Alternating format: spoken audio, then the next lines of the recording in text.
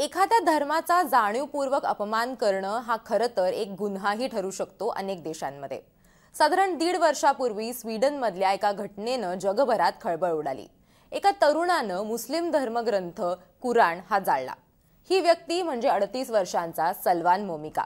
यात सलमान मोमिकाची गोळ्या घालून तो राहत असलेल्या स्वीडनमधल्या स्टॉकहोम जवळच्या सॉदरतेलिया इथं त्याची हत्या करण्यात आली।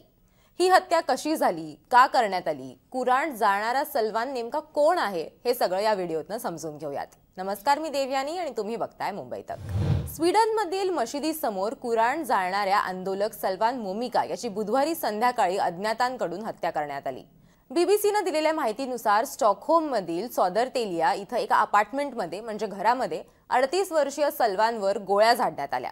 हत्येच्या वेळी सलमान टिकटॉकवर लाईव्ह होता। सलमानचे मारेकरी अद्याप सापडलेले नाहीयेत। पोलिसांनी अज्ञातांविरोधात गुन्हा दाखल करून मारेकऱ्यांचा शोध सुरू केलाय। खरं तर आज कोर्टात त्यांनी हजर होणं अपेक्षित होतं।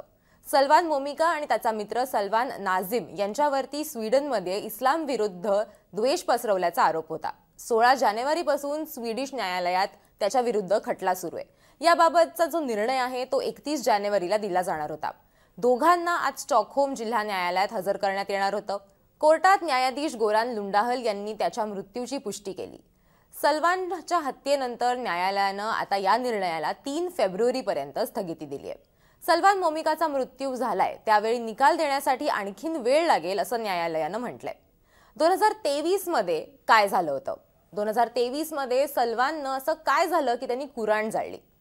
सलमाननं 28 जून 2023 रोजी ईदच्या दिवशी स्टॉकहोमच्या सर्वात मोठ्या मशिदीसमोर कुराण जाळली होती। त्यामुळे जगभरात स्वीडन विरोधात निदर्शनं झाली। त्यानंतरही त्यानं अनेकदा असं केलं। कुराणच्या पानांवर डुकराचा मांस गुंडाळण्याचा आणि कुराण पायानं चिरडल्याचा आरोपही त्याच्यावर होता। सलमान मोमिका नेमका कोण आहे आणि त्याला इस्लामबद्दल इतका द्वेष का आहे, त्यांनी कुराण नेमकी का जाळली होती, या सगळ्याची सुरुवात कुठे झाली ते समजून घ्यायचा आपण प्रयत्न करूयात। सलमान हा मुळात उत्तर इराकच्या निन्वे प्रांतातील कारकोशच्या अलहमदनिया जिल्ह्यात वाढलाय। सलमान मोमिका याचं संगोपन हे तिथंच झालेलं आहे आणि तो एक इराकी ख्रिश्चन म्हणून किंवा एक इराकी कॅथलिक म्हणून त्याचं जे संगोपन आहे ते झालेलं होतं।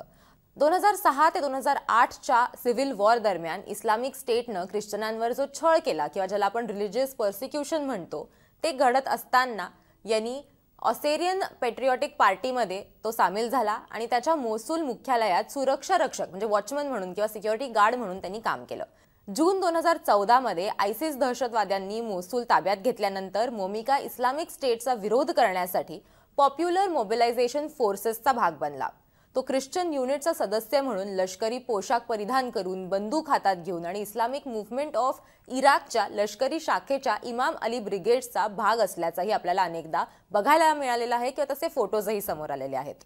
2017 मध्ये शेंगेन व्हिसा घेऊन मोमिका जर्मनीला पळून गेला। तिथं त्याने जाहीरपणे ख्रिश्चन धर्माचा त्याग केला आणि आपण नास्तिक आहोत असं घोषित केलं। एप्रिल 2018 मध्ये त्यानं स्वीडनमध्ये आश्रयासाठी अर्ज केला आणि इराकी निर्वासित म्हणून त्याची नोंदणी झाली। नंतर एप्रिल 2021 मध्ये त्याला एप्रिल 2024 पर्यंतचा वैध असलेला 3 वर्षांचा तात्पुरता निवास परवाना म्हणजेच व्हिसा जो आहे किंवा रेसिडेन्शियल परमिट ज्याला म्हणतो तो त्याला देण्यात आला किंवा ते त्याला मिळालं। सलमाननं कुराण का जाळली किंवा त्यावेळेला त्याची याबद्दलची भूमिका काय होती तेही आपण बघूयात। अभिव्यक्ती स्वातंत्र्याच्या नावाखाली कुराण जाळण्याची परवानगी देण्याची मागणी सलमान मोमिका यांनी स्वीडन सरकारकडे केली होती। त्यानंतर स्वीडिश पोलिसांनी त्याला 1 दिवस इस्लाम विरोधात आंदोलन करण्याची किंवा निदर्शनं करण्याची परवानगी दिली होती। यानंतर सलमाननं किमान 3 वेळा कुराण जाळलं। त्यानंतर पोलिसांनी सलमान विरुद्ध गुन्हा दाखल केला।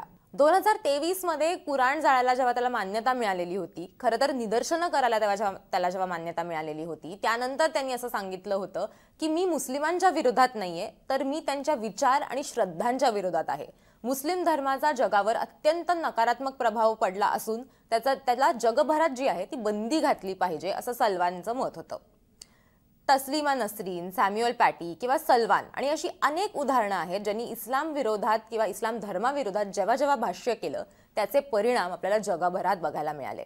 मात्र सलमान याची आज हत्या करण्यात आलेली आहे किंवा त्याला त्याच्याच राहत्या ठिकाणी जाऊन त्याच्यावरती गोळ्या झाडण्यात आलेल्या आहेत। त्याची कोर्टाची तारीख होती 31 तारखेला, 31 जानेवारीला जो निकाल आहे तो येणार होता, मात्र त्याच्या आधीच सलमान याचा मृत्यू झाल्याची बातमी समोर आलेली आहे। तुम्हाला या सगळ्या प्रकरणाबद्दल काय वाटतं ते आम्हाला कमेंट करून नक्की सांगा। त्याचबरोबर अशाच इतर बातम्यांसाठी मुंबई तकला सबस्क्राइब करायला विसरू नका।